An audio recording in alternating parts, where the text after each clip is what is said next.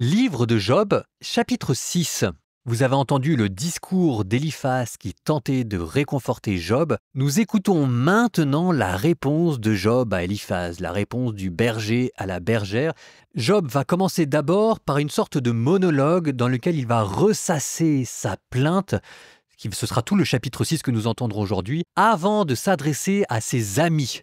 Vous ferez attention au verset 15 qui sert comme de transition et qui est d'une beauté un peu désespérante. Mes frères, eux, ont trahi comme un torrent, comme le lit des torrents passagers. La glace les assombrit, sur eux s'amoncelle la neige. Et puis ensuite, vous aurez Job qui s'adressera à eux directement. Verset 21. Ainsi êtes-vous pour moi à présent, à ma vue saisis d'effroi, vous êtes pris de panique. Donc vous retenez le mouvement d'ensemble général du monologue à une considération sur les faux amis et puis ensuite à une adresse directe envers ses amis. Seul Éliphaz avait parlé, mais ils sont considérés ici comme un groupe unique. Job, chapitre 6.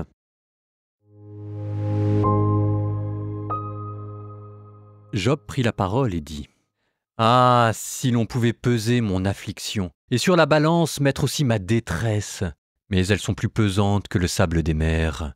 C'est pourquoi mes paroles s'étranglent. Les flèches du puissant me transpercent, c'est leur venin que boit mon esprit. Les terreurs de Dieu se rangent contre moi. L'âne sauvage va-t-il braire devant l'herbe tendre, le bœuf meuglé auprès de son fourrage? Un méfate se mange-t-il sans cesse? Le blanc de l'œuf a-t-il quelque saveur? Je me refuse à y toucher, ce n'est que nourriture écœurante.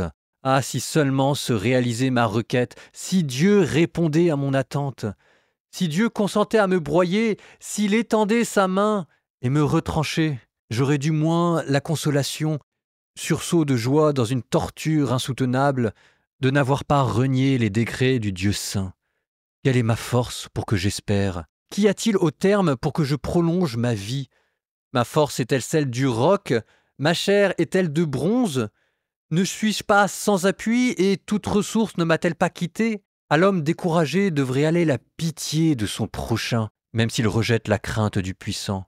Mes frères, eux, ont trahi comme un torrent, comme le lit des torrents passagers. La glace les assombrit, sur eux s'amoncelle la neige, mais à la saison brûlante, ils tarissent sous l'ardeur du soleil, et sur place ils s'évaporent. À leur recherche, les caravanes quittent la piste, s'enfoncent dans le désert et périssent. Les caravanes de Théma les cherchent du regard, en eux espèrent les convois de Saba. Mais ils sont déçus dans leur confiance. Arrivés sur les lieux, ils restent confondus. Ainsi êtes-vous pour moi à présent. À ma vue, saisis d'effroi, vous êtes pris de panique.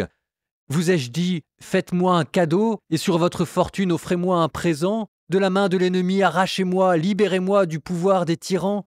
Et instruisez-moi, alors je me tairai, montrez-moi en quoi j'ai failli, en quoi peuvent blesser des paroles de droiture. Que trouvez-vous à critiquer? Prétendez-vous censurer des mots?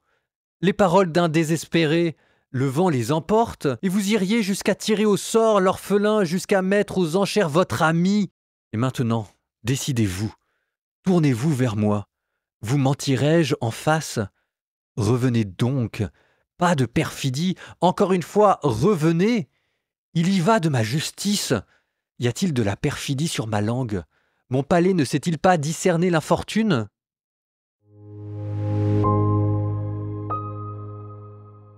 Vous venez d'entendre la première partie de la réponse de Job à son ami Éliphaz.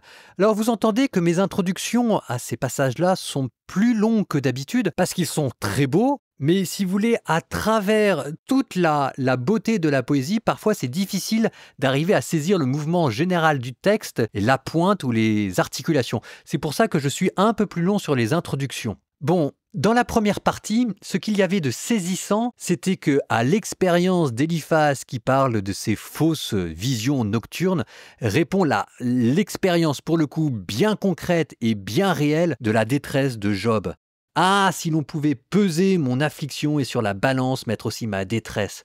L'expérience de Job vaut bien l'expérience d'Éliphaz de Théman.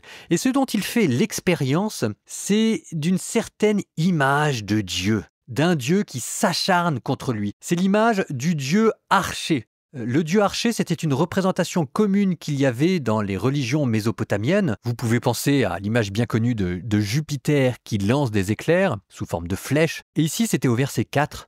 Les flèches du puissant me transpercent. C'est leur venin que boit mon esprit.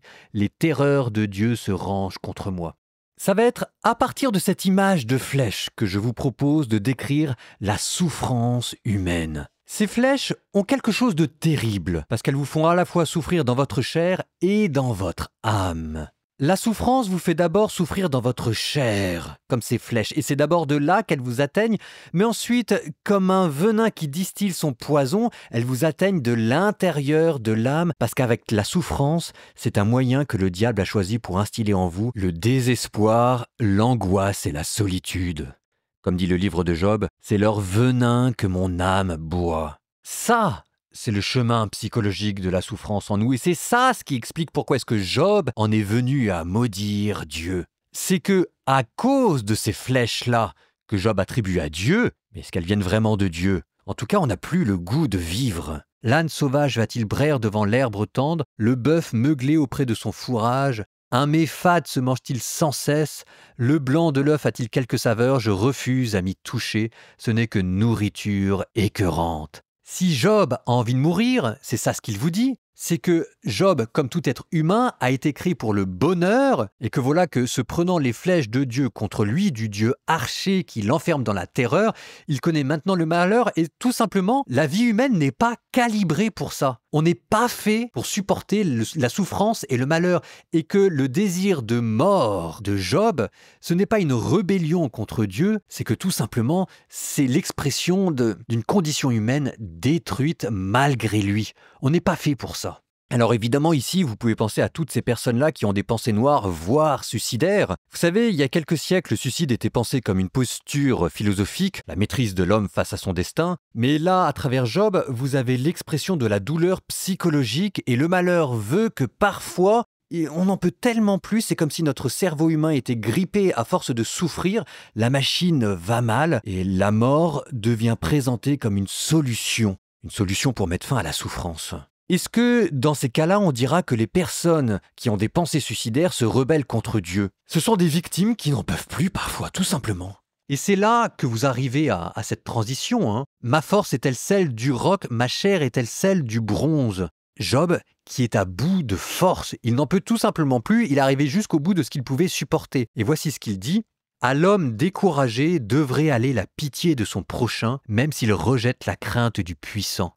Mais mes frères, eux, ont trahi comme un torrent, comme le lit des torrents passagers. Je relis parce que c'est extraordinaire. Ça, c'est dans la Bible. À l'homme découragé devrait aller la pitié de son prochain, même s'il rejette la crainte du puissant. Ça veut dire que si en face de vous, vous avez quelqu'un qui maudit Dieu, qui ne craint pas Dieu, qui ne croit pas en Dieu, qui déteste l'Église, l'Évangile, enfin, vous pouvez imaginer tout ce que vous voulez derrière. Si jamais c'est quelqu'un qui est dans la souffrance, eh bien la Bible vous dit que vous devez quand même avoir pitié de lui. Vous devez arriver à voir, à travers sa révolte et sa rébellion, l'expression de sa souffrance. Je redis le livre de Job, À l'homme découragé devrait aller la pitié de son prochain, même s'il rejette la crainte du puissant. C'est extrêmement beau. C'est extrêmement beau, sauf que Job, lui, ce n'est pas ce qu'il a en face de lui, et il l'apprend à ses dépens. Parce qu'en face de lui, il a des frères dont il dit, je vais vous réciter l'image, qu'ils ont trahi comme un torrent qui est gros en hiver avec la neige et aride en été quand il y a le soleil qui frappe. Comme le lit des torrents passagers, la glace les assombrit, sur eux s'amoncelle la neige, mais à la saison brûlante, ils tarissent, sous l'ardeur du soleil, sur la place ils s'évaporent. Voilà, ses amis, en fait, sont comme ces torrents. Quand ça va bien, qu'il y a de la neige, qu'il y a de la pluie, il y a plein de consolation dans leur amitié, comme un torrent qui déborde.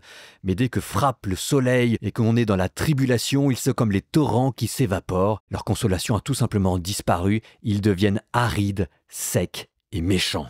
Il n'y a aucune consolation, aucune fraîcheur à entendre d'eux. Et alors après, cette phrase, là on est dans le pathétique, Vous ai-je dit, faites-moi un cadeau et sur votre fortune, offrez-moi un présent. Ce que dit Job, c'est qu'il leur demande pas des choses extraordinaires. Il leur demande pas de lui payer un médecin ou de prendre sur eux pour subvenir aux besoins de la sécurité sociale ou autre chose. Il leur demande simplement de pouvoir être écoutés. Prétendez-vous censurer des mots, les paroles d'un désespéré? c'est le vent qui les emporte, vous iriez jusqu'à tirer au sort l'orphelin et vous mettriez en chair votre ami. » Et quand Job termine en disant « Revenez donc », il faut entendre là le cri de désespoir de Job qui dit à ses amis « Souvenez-vous de notre amitié, faites-moi crédit, montrez-moi un peu de compassion et un peu d'amitié et un peu d'affection. » Ce qu'il y a de pire dans la souffrance, c'est la solitude. Nous terminons par une prière dans laquelle nous demandons à Dieu de venir guérir les amitiés que nous avons déçues.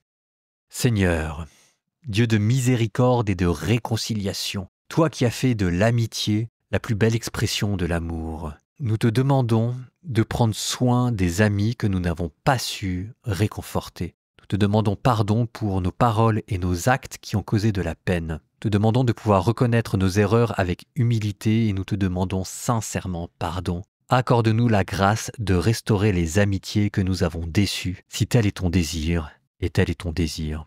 Remplis notre cœur de compassion pour que nous soyons de bons amis, pour que nous soyons de meilleurs amis. Et vous, que Dieu vous bénisse et vous garde, le Père, le Fils et le Saint-Esprit. Amen.